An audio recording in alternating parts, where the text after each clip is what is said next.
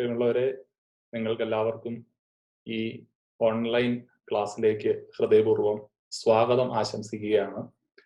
പാലക്കാട് രൂപതയുടെ യുവജന പ്രസ്ഥാനം വളരെ പ്രതീക്ഷയോടുകൂടി നടത്തുന്ന ഈ ഒരു സംരംഭത്തിന് എല്ലാവിധ ആശംസകളും നേരുന്നു. നിങ്ങളുടെ ഉദ്ദേശ ലക്ഷ്യങ്ങൾ ദൈവാനുഗ്രഹത്താൽ ഫലമണിയട്ടെ എന്ന് ഹൃദയപൂർവ്വം ആശംസിക്കുകയും പ്രാർത്ഥിക്കുകയും ചെയ്യുക. വലിയ ആമുഖങ്ങളൊന്നുമില്ലാതെ നമ്മളുടെ വിഷയത്തിലേക്ക് കടക്കുകയാണ്.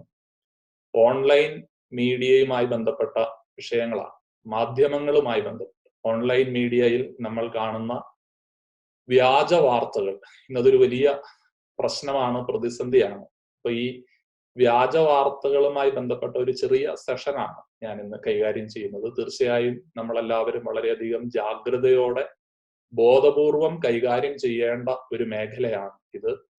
തെറ്റിദ്ധരിപ്പിക്കുന്ന, നമ്മളുടെ അറിവിനെ, നമ്മളുടെ ബോധത്തെ, നമ്മളുടെ ബുദ്ധിയെ മലീമസമാക്കുന്ന നിരവധിയായ വിഷയങ്ങൾ നമ്മളുടെ കൈകളിലേക്ക് എത്തിച്ചേരാറുണ്ട്. വ്യാജ വാർത്തകൾ, ഫേക്ക് ന്യൂസ് എന്ന് നമ്മൾ വിളിക്കും. ഇതിനെ എങ്ങനെയാണ് ഒന്ന് മനസ്സിലാക്കേണ്ടത്? ചെറിയൊരു ശ്രമം മാത്രമാണ്. ഇങ്ങനെയുള്ള വസ്തുതകൾ നമുക്ക് ചുറ്റുമുണ്ട് എന്ന് തിരിച്ചറിയാൻ, അവയോട് ജാഗ്രതാപൂർവമായ ഒരകലം പാലിക്കാനും ഒക്കെയുള്ള ഒരു ശ്രമത്തിന്റെ ഭാഗമായിട്ട് ഈ ഒരു ചെറിയൊരു സെഷനെ നിങ്ങൾ പരിഗണിക്കും എന്ന് ഞാൻ വിചാരിക്കുകയാണ്. ലോകത്തിന്റെ തന്നെ പല ഭാഗങ്ങളിൽ ഇരുന്ന് ഒരുപക്ഷെ നിങ്ങൾ ഇതിൽ പങ്കെടുക്കുന്നുണ്ടാകാം. എല്ലായിടത്തും ഇതിന്റെ സ്വഭാവം ഒന്നുപോലെയാണ്. വ്യാജ വാർത്തകൾ അത് ഈ അടുത്ത കാലത്ത് തുടങ്ങിയ ട്രെൻഡൊന്നുമല്ല. ഒരുപാട് കാലം മുതൽ, മനുഷ്യനുണ്ടായ കാലം മുതൽ തന്നെ ഒരു പക്ഷേ ഈ വ്യാജ വാർത്തകൾ, തെറ്റായ വിവരങ്ങൾ പ്രചരിപ്പിക്കുന്ന, വാർത്തകൾ പ്രചരിപ്പിക്കുന്ന, എന്നിട്ട് അതിനെ മുതലെടുക്കുന്ന ഒരു സംവിധാനം ലോകത്തിലുണ്ടായിരുന്നു. മനുഷ്യ സമൂഹങ്ങൾക്കിടയിൽ ഉണ്ടായിരുന്നു. മനുഷ്യവംശം വളർന്നു വന്നതോടൊപ്പം തന്നെ അതും വളർന്നിട്ടുണ്ട്, പുരോഗമിച്ചിട്ടുണ്ട്. ഈ പരദൂഷണം പറയുന്നതിന്റെ, ഏഷണി കൂട്ടുന്നതിന്റെ, വ്യാജ വാർത്തകൾ പ്രചരിപ്പിക്കുന്നതിന്റെ സുഖം അറിഞ്ഞു കഴിഞ്ഞാൽ, അല്ലെങ്കിൽ അത് അനുഭവിക്കുന്നവർക്ക് ഒരിക്കലും അതിൽ നിന്ന് പിന്നോട്ട് പോകാനും സാധിക്കും. ഞാൻ ഒരുപാട് കാര്യങ്ങൾ എൻ്റെതായിട്ട് പറയുന്നതിനേക്കാളും നമ്മളുടെ സാമൂഹ്യ മാധ്യമങ്ങളെ കുറിച്ച്, അല്ലെങ്കിൽ ഈ പറയുന്ന മാധ്യമങ്ങളുടെ ഇത്തരം പ്രവണതകളെ കുറിച്ച് നടന്നിരിക്കുന്ന പഠനങ്ങളുടെ വെളിച്ചത്തിൽ സംസാരിക്കാനാണ് ആഗ്രഹിക്കുക. നമുക്ക് ഇതിന്റെ ചില സ്ലൈഡുകളിലേക്ക്. Online media and Goebbelsian propaganda against Catholic church. Online media and Goebbelsian propaganda നിങ്ങൾക്കറിയാം. ഒരു നുണയെ സത്യമെന്ന മട്ടിൽ പറഞ്ഞ് 1000 തവണ പറഞ്ഞാൽ, ആവർത്തിച്ചാൽ ഒരു നുണ സത്യമായി തീരുമെന്ന ഗീബൽസിന്റെ ആശയമാണ്. അപ്പൊ അതുകൊണ്ട് ഈ ആവർത്തിക്കപ്പെടുന്ന നുണ മനുഷ്യരറിയാതെ അത് സത്യമാണെന്ന് തെറ്റിദ്ധരിച്ച് വിശ്വസിക്കുന്ന ഒരു സാഹചര്യം നിലനിൽക്കുകയാണ്. അപ്പൊ ആ ഒരു സാഹചര്യത്തെ മുമ്പിൽ കണ്ടുകൊണ്ടാണ്, അത് കത്തോലിക്കാ സഭയ്ക്കെതിരെ ഞാൻ സംസാരിക്കുന്നത് ആ ഒരു പെർസ്പെക്റ്റീവിൽ നിന്നുകൊണ്ടാണ്. ഒരുപക്ഷെ ബാക്കി എല്ലാ മേഖലകളിലേക്കും, നമ്മൾ കൈകാര്യം ചെയ്യുന്ന എല്ലാ മേഖലകളിലേക്കും നമുക്കതിനെ കൊണ്ടുപോകാവുന്നതുമാണ്. ഇതൊരു പക്ഷേ നമ്മളുടെയൊക്കെ നമ്മൾ ശ്രദ്ധിച്ചിട്ടുണ്ടാകാൻ സാധ്യതയുള്ള ചില, നമ്മളുടെ ഇടയിൽ തന്നെ, വിശ്വാസികൾക്കിടയിൽ തന്നെ, കത്തോലിക്കാ സഭയ്ക്കുള്ളിൽ തന്നെ ഒരു പക്ഷേ ഇങ്ങനെ പ്രചരിക്കുന്ന പല കാര്യങ്ങളും ഇത് ഭക്തിയുടെ ഒരു പശ്ചാത്തലത്തിലാണ്. നമ്മളുടെ ഒരു ഡിവോഷന്റെ ഒക്കെ പശ്ചാത്തലത്തിൽ പ്രചരിക്കുന്ന പല കാര്യങ്ങളും ഇതുപോലെ തന്നെയാണ്. എതിരെ വരുന്ന വാർത്തകൾ മാത്രമല്ല, ഇതിന്റെ ഉള്ളിൽ പ്രചരിക്കുന്ന ചില വാർത്തകൾക്കകത്തും എന്തുമാത്രം സത്യമുണ്ട്. ഇതൊരു ബ്രസീലിൽ നടന്ന ദിവ്യകാരുണ്യ അത്ഭുതമാണ് എന്ന് പറഞ്ഞുകൊണ്ട് വന്നിരിക്കുന്ന ഒരു ചെറിയ ഫോട്ടോയാണ്. പലപ്പോഴായി ഇങ്ങനെ സോഷ്യൽ മീഡിയയിലൂടെ, വാട്സപ്പിലൂടെ ഒക്കെ ഷെയർ ചെയ്യപ്പെട്ട ഒരു സാധനമാണ്. പക്ഷെ ഒരിക്കലും ബ്രസീലിൽ എവിടെയും കണ്ടെത്താൻ സാധിച്ചിട്ടില്ലാത്ത ഒന്നാണ്. എനിവേ, ഇങ്ങനെയുള്ള വാർത്തകൾ ധാരാളമായിട്ട് ഉണ്ട് എന്ന് ഓർക്കുക. ഡിജിറ്റൽ മീഡിയ, അതിന്റെ ഒരു ഡെഫിനിഷനിലേക്കൊന്നും പോകേണ്ട ആവശ്യമില്ല. എന്താണ് ഡിജിറ്റൽ മീഡിയ എന്ന് പറഞ്ഞു കഴിഞ്ഞാൽ നമുക്കറിയാം. ഡിജിറ്റൽ മീഡിയയുടെ ഒരു കാലത്താണ് നമ്മൾ ജീവിക്കുന്നത്. ഡിജിറ്റൽ മീഡിയ ഉപയോഗിക്കുന്നവരാണ് നമ്മൾ പല രീതിയിൽ. ഫോണായിട്ട്, ലാപ്ടോപ്പായിട്ട്, മറ്റ് കമ്പ്യൂട്ടർ ഗാഡ്ജറ്റ്സ്, ഐപാഡ്, ടാബുകൾ. ഡിജിറ്റൽ മീഡിയയുടെ ഇന്റർനെറ്റ് ഉപയോഗിക്കുന്ന ഏതൊരു ഡിവൈസിനെ നമുക്ക് അങ്ങനെ ഡിജിറ്റൽ മീഡിയയുടെ ഒരു തലത്തിൽ കാണാവുന്നതാണ്. ഇവിടെ നമ്മൾ ശ്രദ്ധിക്കേണ്ട ഒരു കാര്യം, ഇതൊരു ചെറിയ നിർവചനം. If you get your news from social media, you are exposed to daily dose of hoaxes, rumors, conspiracy theories and misleading news. നിങ്ങൾക്ക് നിങ്ങളുടെ വാർത്തകൾ ലഭിക്കുന്നത് സാമൂഹ്യ മാധ്യമങ്ങളിൽ നിന്നാണെങ്കിൽ നിങ്ങൾ ഒരു അപകടത്തിലാണ്. എന്താണ് അപകടം?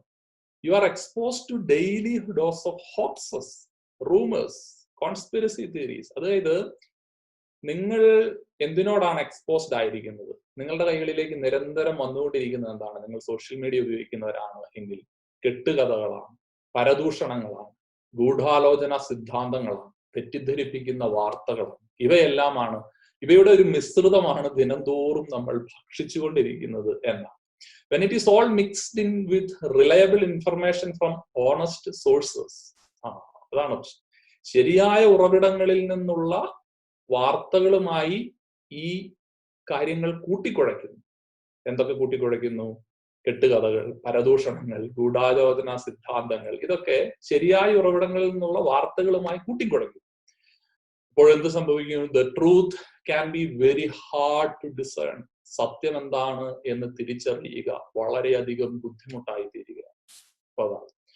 അതുകൊണ്ട് നമുക്കൊരു കഷണം മാങ്ങ പൂളി നമ്മളുടെ മുമ്പിൽ വെച്ച് കഴിഞ്ഞാൽ ചിലപ്പോൾ നമുക്ക് അത്ര വലിയ താല്പര്യം ഉണ്ടാവില്ല. മാങ്ങാപ്പൂൾ അവിടെ അങ്ങനെ ഇരിക്കുക.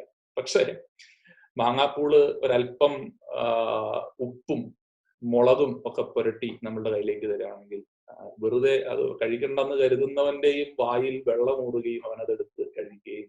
എന്ന് പറഞ്ഞതുപോലെ ഇത് ചില കാര്യങ്ങൾ ഒന്ന് സ്പൈസപ്പ് ചെയ്ത് കഴിഞ്ഞാൽ നമുക്കത് കഴിക്കാൻ, അത് ആസ്വദിച്ച് കഴിക്കാൻ നമ്മൾ തയ്യാറാവും. അപ്പൊ ഈ സ്പൈസസ് എന്താ പറയാ, ഈ പറയുന്ന മസാല കൂട്ടുകള് ചേർക്കുന്നതിലാണ് ഈ ചേർക്കൽ. ഇത് എല്ലാ കാലത്തും പ്രിന്റ് മീഡിയ വ്യാപിച്ചിരുന്ന കാലഘട്ടത്തിലും ഇതൊക്കെ ഉണ്ടായിരുന്നു. പക്ഷെ അത്ര വ്യാപകമായിരുന്നില്ല.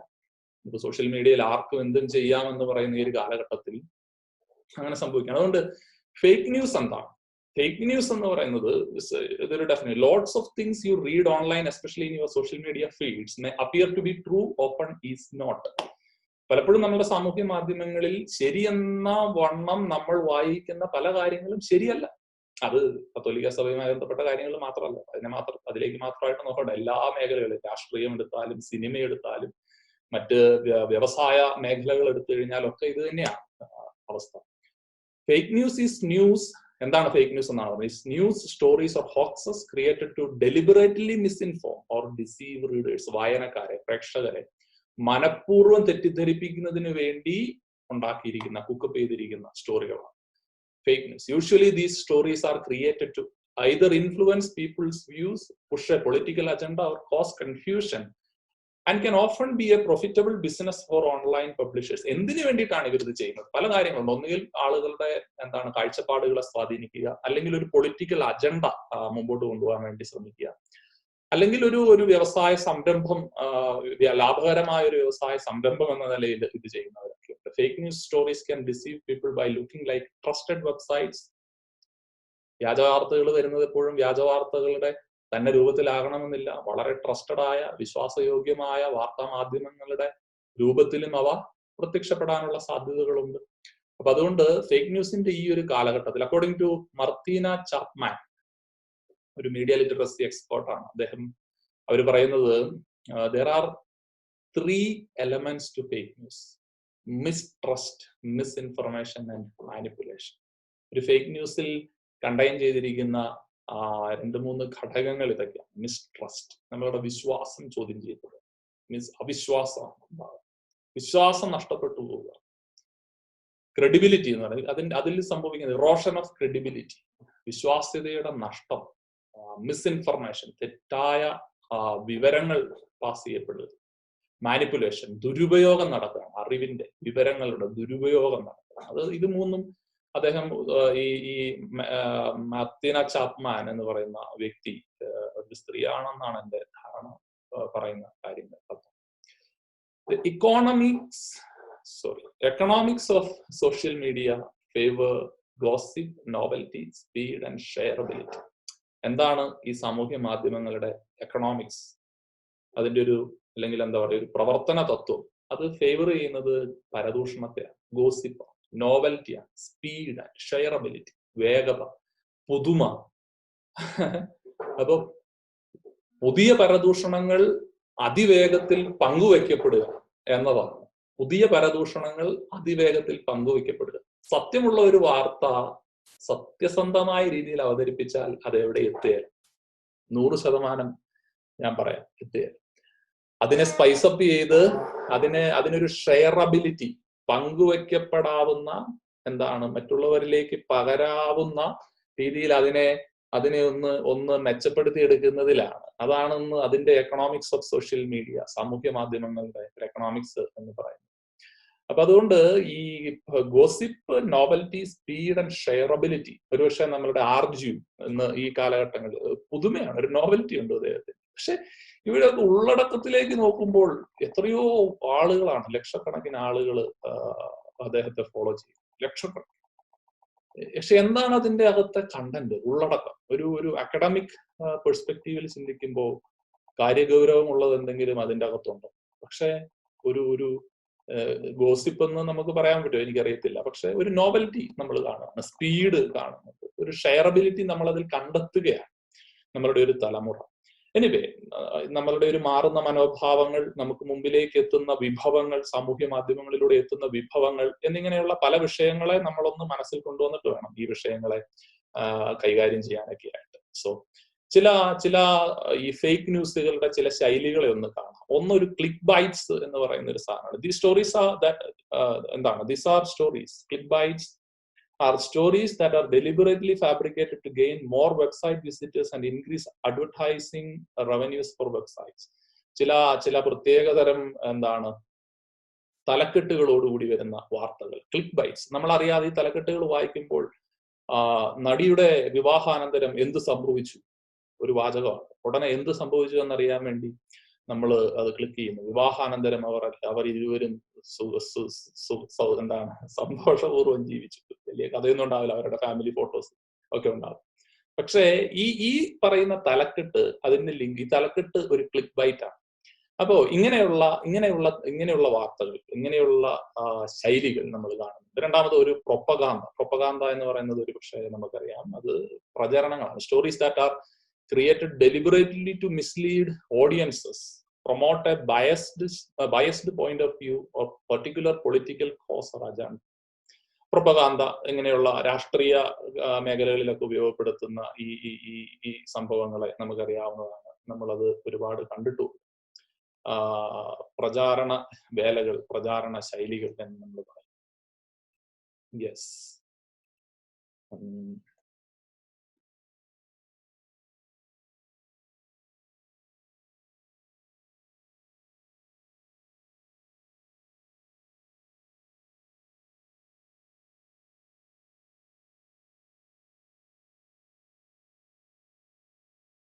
സറ്റയർ ഓർ പാരഡി എന്ന് പറയുന്നത് തീർച്ചയായും ഒരു ഇങ്ങനെ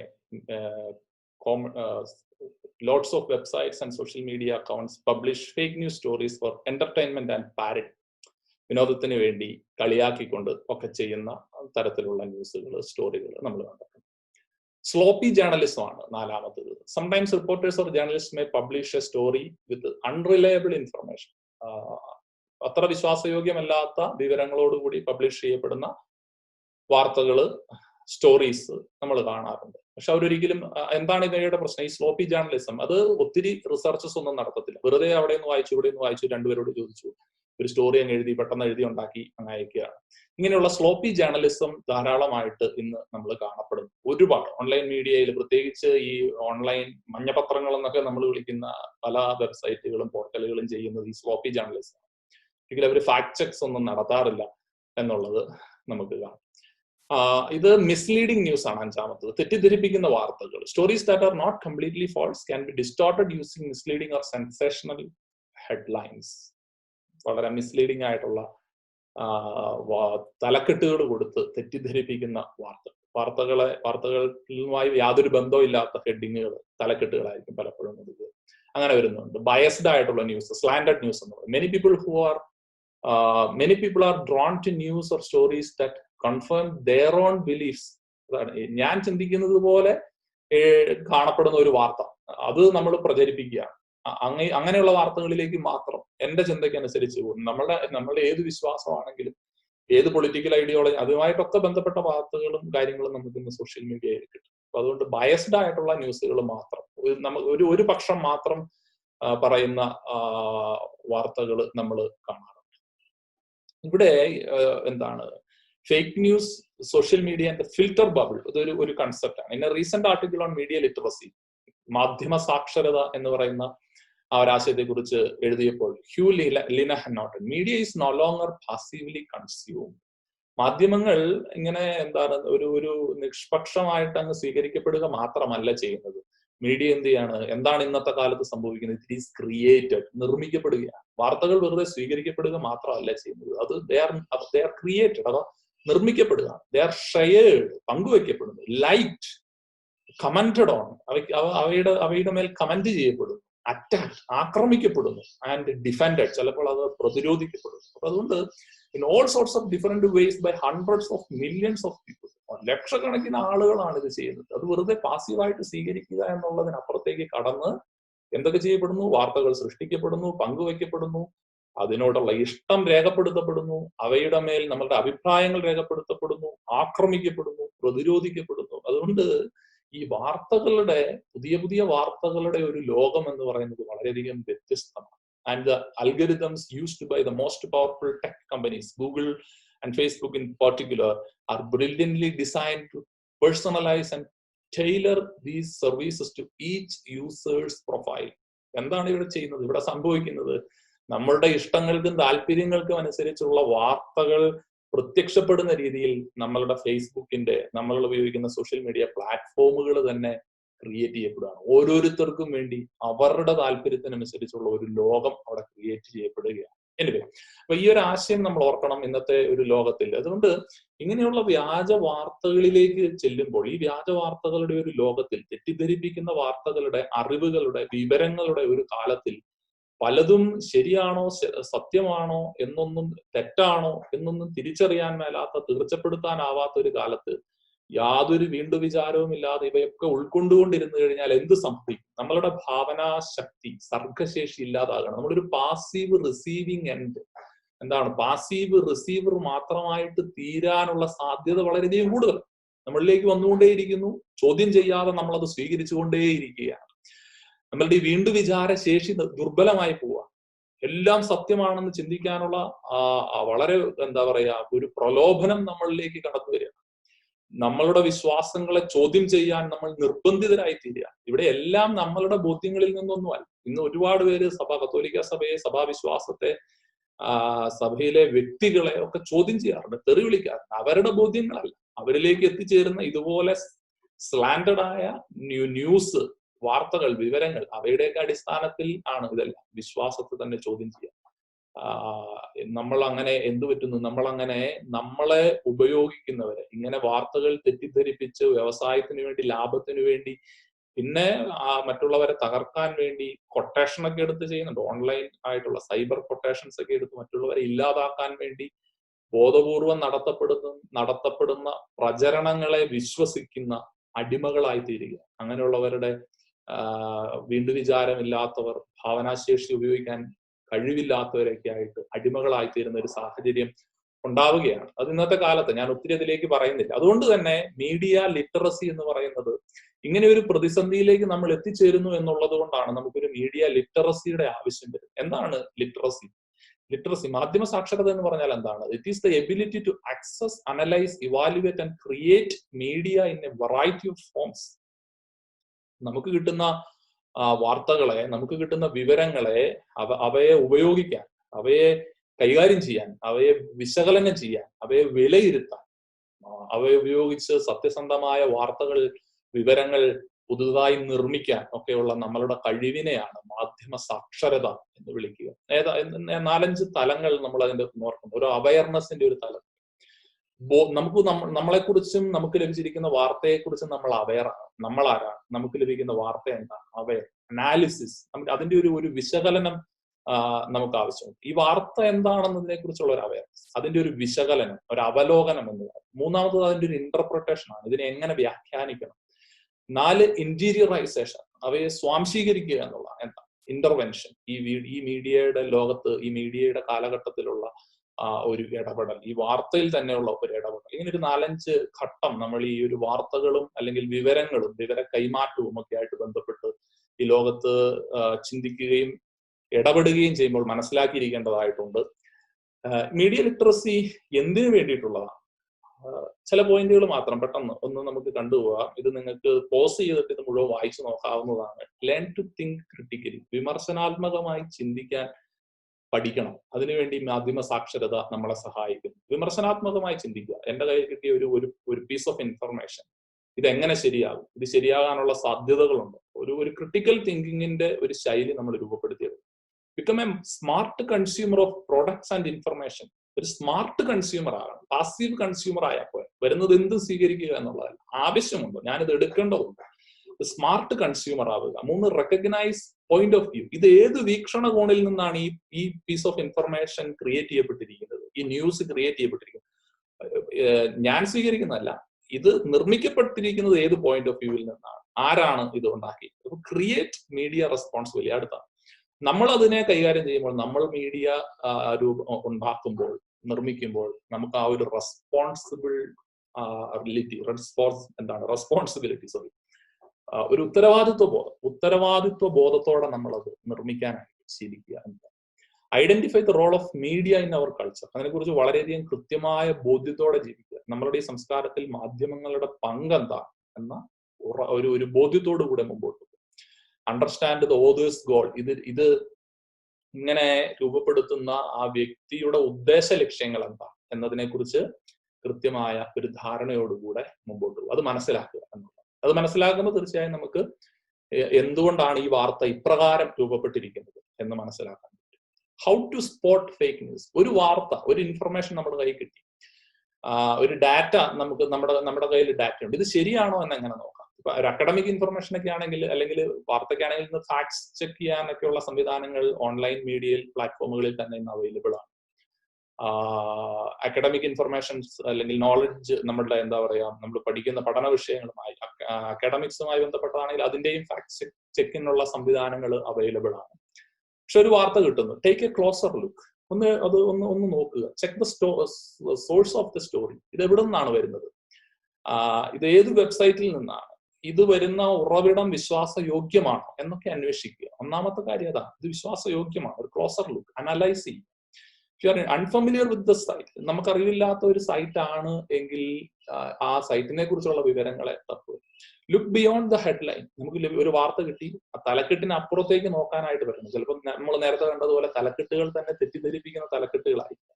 ചെക്ക് അതർ സോഴ്സസ്. ഒരു വാർത്ത കിട്ടി, അപ്പൊ ഈ നമുക്ക് കിട്ടിയിരിക്കുന്ന ആ വാർത്ത മാത്രമായി നോക്കിയാൽ പോരാ, മറ്റ് സോഴ്സുകൾ, ഈ വാർത്ത മറ്റെവിടെയെങ്കിലും റിപ്പോർട്ട് ചെയ്യപ്പെട്ടിട്ടുണ്ടോ, മറ്റുള്ളവരുടെ പെർസ്പെക്റ്റീവ്സ് എന്താണ് എന്നുള്ളത് അന്വേഷിക്കും. Check the facts. വസ്തുതകൾ എന്താണ്, ഇതിനെ സംബന്ധിച്ച് സത്യം എന്താണ് എന്നുള്ളത് നമ്മൾ ചെക്ക് ചെയ്യുക, അന്വേഷിക്കുക. Check your biases. പിന്നെ നമ്മളുടെ മുൻവിധികളെ കുറിച്ച് നമ്മൾ വളരെയധികം ബോധവാന്മാരായിരിക്കും. ഈ ഒരു പ്രത്യേക വിഷയത്തെ സംബന്ധിക്കുന്ന ഒരു വാർത്ത വന്നു, അത് സത്യമാണെന്ന് പെട്ടെന്ന് വിശ്വസിക്കാനുള്ള സാധ്യത ചിലരിൽ കൂടുതലാണ്. കാരണം അവർ ആ വിഷയങ്ങളിൽ അത്രമേൽ ബയസ്ഡ് ആകാനുള്ള സാധ്യതയുള്ളത് കൊണ്ടാണ്. അതുകൊണ്ട് നമ്മളുടെ ബയസസ് എന്താണ്, എങ്ങനെയാണ്? ഒരു സിനിമാ നടനെ കുറിച്ച് ഒരു വാർത്ത കേട്ടു, നമുക്ക് അദ്ദേഹത്തെ കുറിച്ച് അങ്ങനെ ഒരു കാഴ്ചപ്പാടുണ്ട് എങ്കിൽ പെട്ടെന്ന് നമ്മൾ വിശ്വസിക്കും. അപ്പൊ അതുകൊണ്ട് നമ്മളുടെ ബയസസ് എന്താണ് എന്നുള്ളതിനെ കുറിച്ച് കൃത്യം അറിഞ്ഞിരിക്കും. വാർത്ത ശരിയാകണമെന്ന് ഒരു നിർബന്ധവുമില്ല. Is it a joke? ഇതൊരു തമാശയാണോ, തമാശ വാർത്തയാണോ? അങ്ങനെ പലപ്പോഴും സംഭവിക്കാറുണ്ട്. തമാശയ്ക്ക് എഴുതി വിടുന്നത് പലതും സീരിയസ് ആയിട്ട് ഷെയർ ചെയ്യപ്പെടുന്നതൊക്കെ നമ്മൾ കാണാറുള്ളതാണ്. അതുകൊണ്ടാണ് ഈ മാർഗങ്ങളാണ് ഒരു ഫേക്ക് ന്യൂസ് സ്പോട്ട് ചെയ്യാനുള്ള, കണ്ടെത്താനുള്ള, തിരിച്ചറിയാനുള്ള ചില വഴികൾ എന്ന് നമുക്കൊന്ന് മനസ്സിലാക്കാൻ. മറ്റു മാർഗങ്ങളുമുണ്ട്. നിങ്ങൾ ഈ മേഖലകളിൽ വിദഗ്ധരാണ് എന്ന് അറിയാം. ഏതാനും കാര്യങ്ങൾ മാത്രം സൂചിപ്പിച്ചു എന്നേ ഉള്ളൂ. Key questions to ask while confronting a media.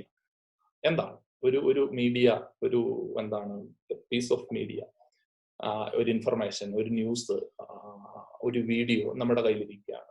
ചോദിക്കേണ്ട ചില ചോദ്യങ്ങൾ. Who created it? ഇത് ആരാണ് ഉണ്ടാക്കിയത്? ഇതൊരു കമ്പനിയാണോ, ഒരു വ്യക്തിയാണ്? അങ്ങനെയാണെങ്കിൽ ആര്? ഈ വ്യക്തി ആരാണ്? ഒരു ആർട്ടിസ്റ്റ് ആണോ, ഒരു കൊമേഡിയൻ ആണോ, അതോ അജ്ഞാതനായ ഒരാളാണ്? ചോദിക്കേണ്ട ഒരു ചോദ്യമാണ്. Why did they make? ഇത് എന്തിനു വേണ്ടിയിട്ടാണ് ഈ ഒരു സാധനം നിർമ്മിക്കപ്പെട്ടിരിക്കുന്നത്? ഇത് ഇങ്ങനെ ഉണ്ടാക്കിയിരിക്കുന്നതിന്റെ കാരണം? Who is the message for? ഇത് ആർക്കുള്ള മെസ്സേജാണ്? Is it for kids?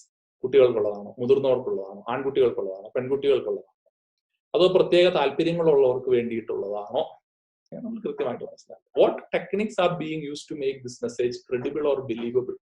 ഈ മെസ്സേജ് വിശ്വാസയോഗ്യമാണെന്ന് വരുത്തി തീർക്കാൻ വേണ്ടി ഉപയോഗിച്ചിരിക്കുന്ന തന്ത്രങ്ങൾ എന്തൊക്കെയാണ്? അത് കൃത്യമായിട്ട് പോകും. Does it have statistics from reputable sources?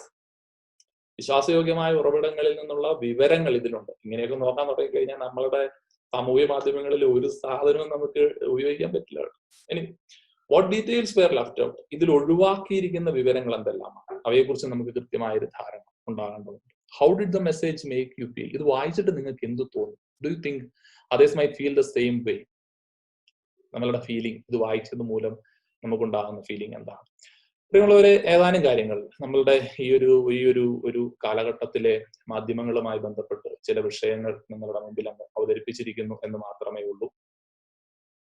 നമ്മൾ വ്യക്തമായി മനസ്സിലാക്കേണ്ട ചില കാര്യങ്ങൾ, ചില മേഖലകൾ, പ്രത്യേകിച്ച് ഈ ഒരു കാലഘട്ടത്തിൽ നമ്മൾ ഓർത്തിരിക്കേണ്ട ചില വിഷയങ്ങൾ, സോഷ്യൽ മീഡിയ ഉപയോഗിക്കുന്ന, സോഷ്യൽ മീഡിയ പ്ലാറ്റ്ഫോം കൈകാര്യം ചെയ്യുന്നവരെന്ന നിലയിൽ അറിഞ്ഞിരിക്കേണ്ട ചില വിഷയങ്ങൾ നിങ്ങളുടെ ശ്രദ്ധയിലേക്ക് കൊണ്ടുവന്നു എന്ന് മാത്രം. ഈ സെഷൻ ചെറിയൊരു സെഷനാണ്. ഒരുപക്ഷെ നിങ്ങൾക്ക് പരിചയമുള്ള കാര്യങ്ങളായിരിക്കാം, അറിവുള്ള കാര്യങ്ങളായിരിക്കാം പറഞ്ഞത്. എങ്കിലും വളരെയേറെ ജാഗ്രത ഈ മേഖലയിൽ നമുക്ക് ആവശ്യമുണ്ട് എന്ന് സൂചിപ്പിക്കുക ആയിരുന്നു ചെയ്തത്. അതുകൊണ്ട് നിങ്ങൾക്ക് എല്ലാവർക്കും നല്ലൊരു ദിവസവും നല്ലൊരു സമയവും നേരുന്നു. നിങ്ങളുടെ ഈ പ്രോഗ്രാം, യുവജന പ്രസ്ഥാനത്തിന്റെ ഈ ഒരു പ്രോഗ്രാം വലിയ വിജയമായി തീരട്ടെ എന്ന് ഒരിക്കൽ കൂടി ഹൃദയപൂർവ്വം ആശംസിക്കുന്നു. വ്യാജ വാർത്തകളാൽ തെറ്റിദ്ധരിപ്പിക്കപ്പെടുന്നവർ ആകാതെ സത്യത്തെ അറിയാൻ ആകാംക്ഷയുള്ളവരും താല്പര്യമുള്ളവരും സത്യത്താൽ നയിക്കപ്പെടുന്നവരും ആയിത്തീരാൻ നമുക്ക് ഓരോരുത്തർക്കും ഉത്സാഹിക്കാം. നമ്മളുടെ ബോധവും ചിന്തയും വികാരങ്ങളും വിചാരങ്ങളും ഒക്കെ നാം തന്നെ നിയന്ത്രിക്കുന്ന, സത്യത്താൽ നിയന്ത്രിക്കപ്പെടുന്ന, വഴിയും സത്യവും ജീവനും ഞാനാണ് എന്ന് പറഞ്ഞ മിശിഹായാൽ നിയന്ത്രിക്കപ്പെടുന്ന ഒന്നായി തീരാൻ, അങ്ങനെ ഒരു നല്ല സമഗ്ര വ്യക്തിത്വത്തിന്റെ ഉടമകളായി തീരാൻ തമ്പുരാൻ നമ്മെ ഓരോരുത്തരെയും അനുഗ്രഹിക്കട്ടെ. പിതാവിന്റെയും പുത്രന്റെയും പരിശുദ്ധാത്മാവിന്റെയും നാമത്തിൽ ആമേൻ. ഈശോ മിശിഹായിക്ക് സ്തുതിയായിരിക്കും.